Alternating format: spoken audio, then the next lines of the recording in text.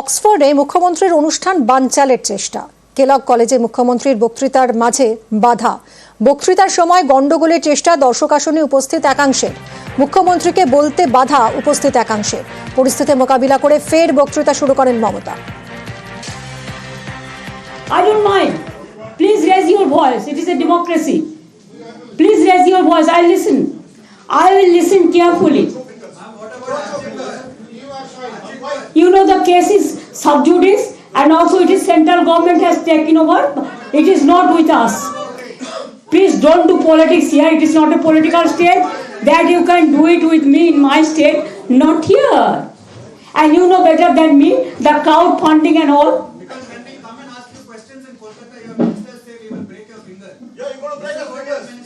I don't, this is absolutely, you are lying. Brother, you don't do it, brother. Don't do it, brother. Don't do it. I have a special affection for you. We love all of you. But don't try to make it into a political platform. If you want to make it a political platform, go to Bengal and tell your party to be more strong and more strength to fight against the communal people. Don't fight with me. You just show me one photo. Yes, I will give you reply. Wait a minute.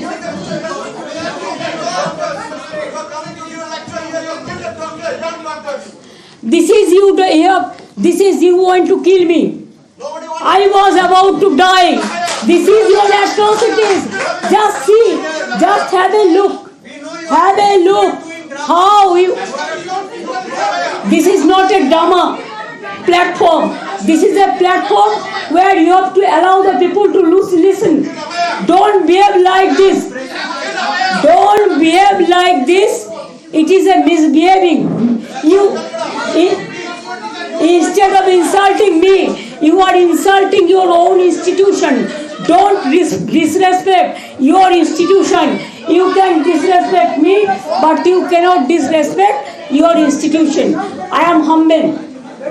You cannot disrespect. I am so happy. This is their habit everywhere. Wherever I go, I am for all. I am for all. I am for Hindu, Muslim, Sikh, Isai. I am for unity. You people are not. Don't mention only one caste. Mention all the castes together.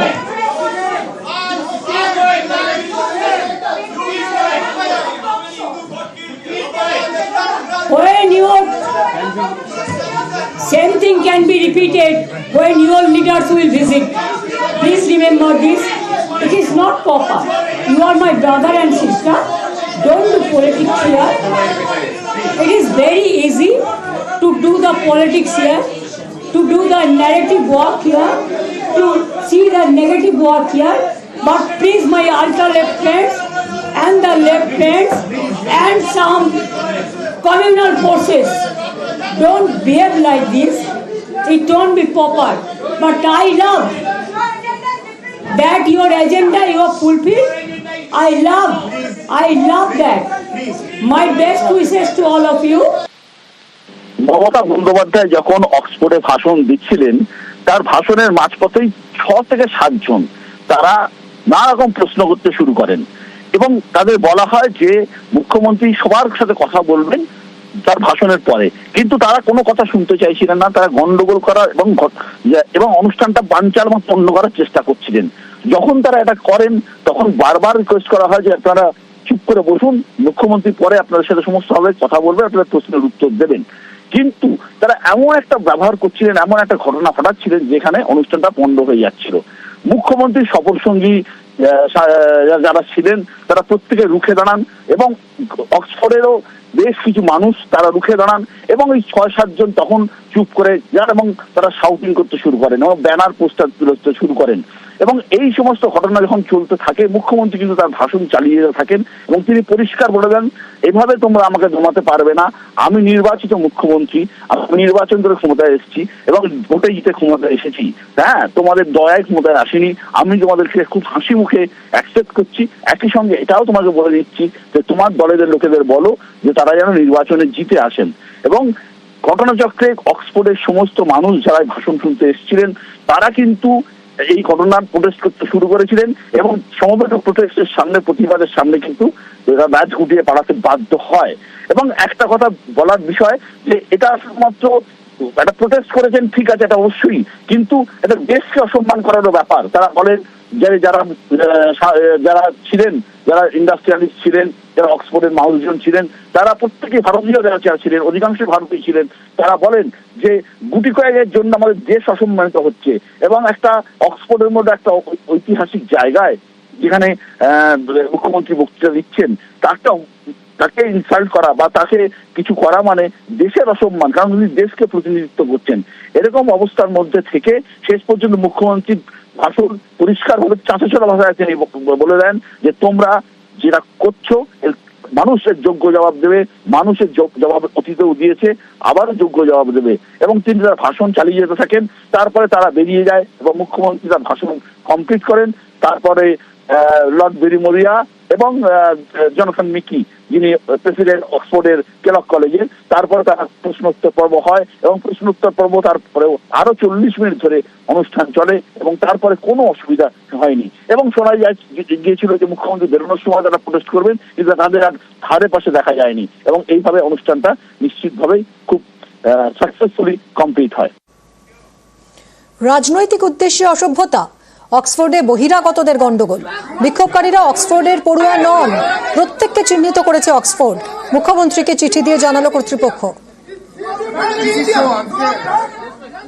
Oxford university জানিয়েছে যে যারা 6 থেকে 7 জন যারা বিক্ষোভ করছিল এরা কেউ Oxford ইউনিভার্সিটির স্টুডেন্ট নয়, এরা প্রত্যেকেই বাইরে থেকে এনেছে, এদের প্রত্যেকেই বাইরে থেকে আনা হয়েছিল এবং এরা রাজনৈতিক উদ্দেশ্য প্রণোদিত হয়ে এই কাজটা করছিল।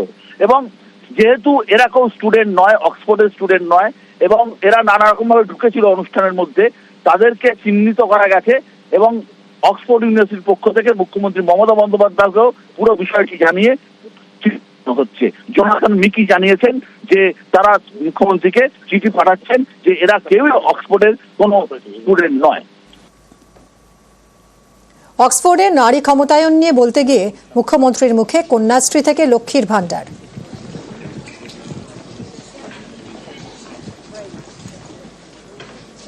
In our state, I started giving Kanyasri, means girl child scholarship. They started from school, they get Kanyasri scholarship, college they get the Kanyasri scholarship, and university also they get the Kanyasri scholarship. Means girl child education scholarship. More than 1 crore, 1 billion students.